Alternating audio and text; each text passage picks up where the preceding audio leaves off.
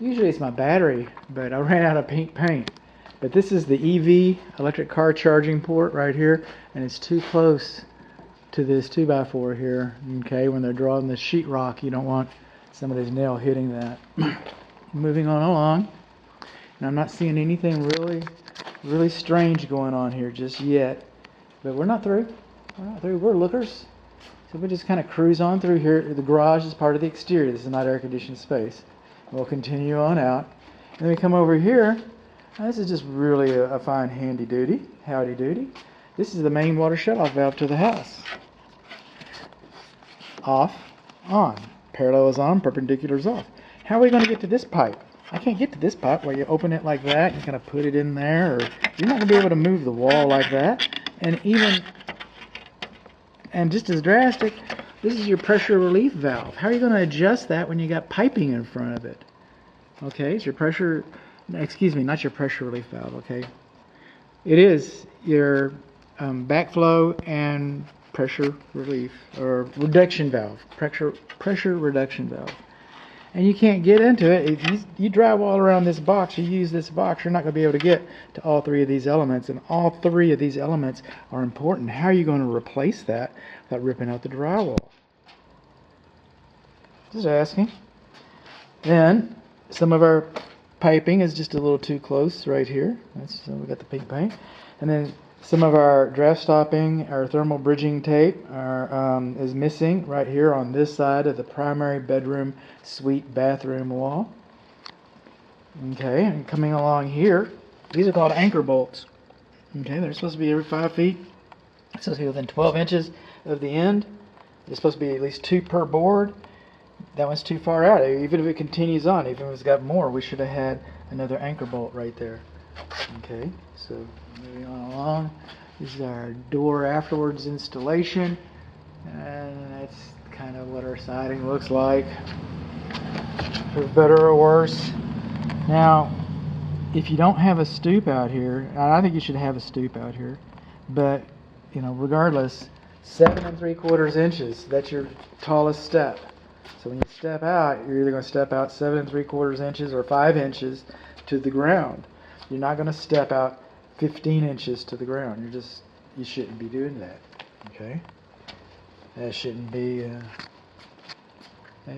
necessary. Moving on along.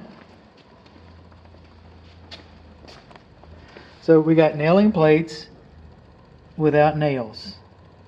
And I don't even think that nailing plate was necessary, to be honest. And since they put it there, I'm not the one who put it there. If you're gonna, it might not have had to been there, but if you're gonna do it, you should do it right. You think the drywall people are gonna appreciate that? You think that's gonna make a bump in your wall? I do. The building instructions are in here. Hot tip. Okay, now this board. Okay, so we sistered another one and another one. Boy, this is just a mess, isn't it? Then we got finger joints on this one.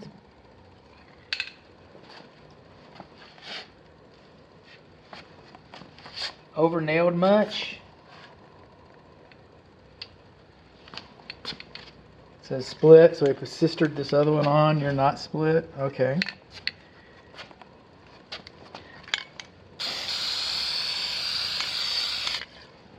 Over nailed much? Going along. This board, okay, this is a mud seal plate. Okay, this is what your house sits on. That's what these studs are sitting on. Okay, this board supports this stud. This stud supports your roof. Everything between your roof and the foundation rests on this board. Okay, and this board is necessary so that it holds your house in place. And it just doesn't look like it's within 12 inches. Another anchor bolt. That's what we need. Let's get on out to fresh air, to the wild yonder. This is an exterior video anyway. Coming on along, our tape's not lapped like it should be. Our lintel does not extend a minimum of 6 inches. Moving along, we're moving along the west side here. And this side actually looked, for lack of a better description, pretty good at first glance. Until I saw how this stuff was lapped. And then all of a sudden I'm not very... All of a sudden I'm getting just a little less proud of it.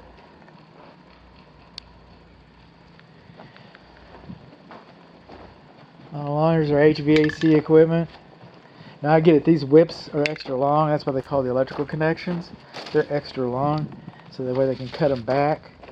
But they do need to make a note, okay, that there's no water damage on the connections when they cut it back to work it right. They shouldn't need me to tell them to do that. I think the conversation is important enough to have. Okay. I know they're going to do a lot of stuff without me, but the conversation is important enough to have. Man, none of our pan flash. I am not impressed with any of our pan flashing. And I see some inside. You're going to see some inside video too. It just does not look like it's working as intended. Doesn't look like it's working as planned. Going along. Again, you know, I can just keep at it. And I can find other areas.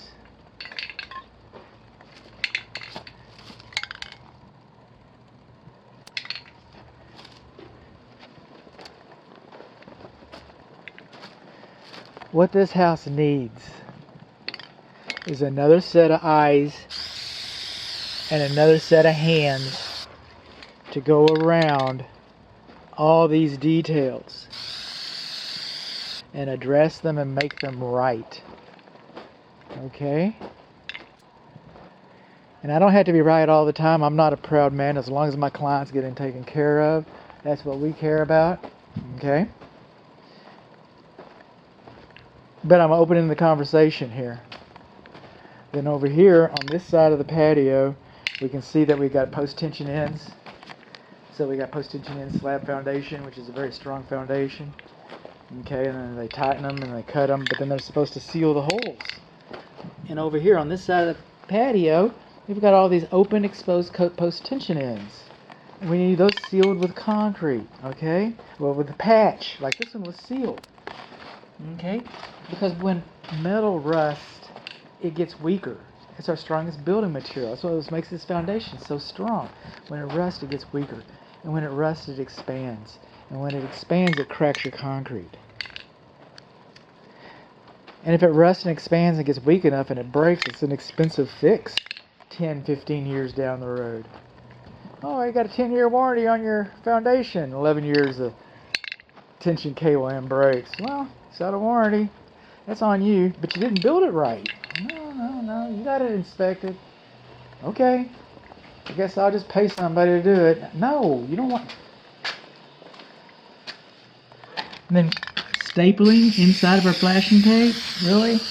Running the bug? This little green wire is for pest control. Normal pest control. It's for ants, it's for roaches, those kinds of things. You get rid of the ants and the roaches, the spiders don't have anything to eat, so they go away. It's for them too. It's not for termites though.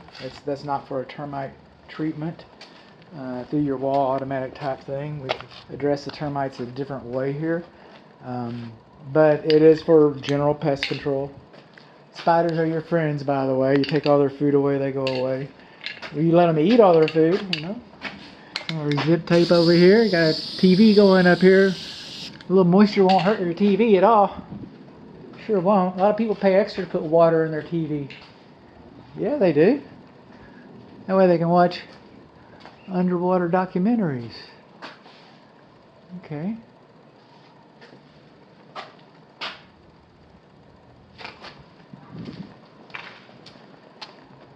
Going along, we got an outdoor kitchen here, and as long as this is capped off, it's fine. But if you put, depending on what type of grill, you may have to install a sediment trap there. Read the manufacturer's instructions. Then over here, I got, there's going to be some redundancy. But see the fascia board, how it comes down here? It's in direct contact with the roof covering right there. It's not a lot better over there. We talk about the white pipes, the caps, and it's on the roofing video. Grading and drainage, it hasn't been graded and drained properly. So it looks like the idea is they're trying to build a swale around here, which is pretty par for the course. So now, code does not say that you need rain gutters. It doesn't say it. The code says that you need to manage the water runoff from the structure so that it's directed to a sewer and it's not a nuisance to your neighbors and so forth and therefore and whatever. And that's secret code for rain gutters. They don't care how you do it. You could put sponges all the way around your house if that controls the water. You could put little buckets up there. They don't say what to do. They do not say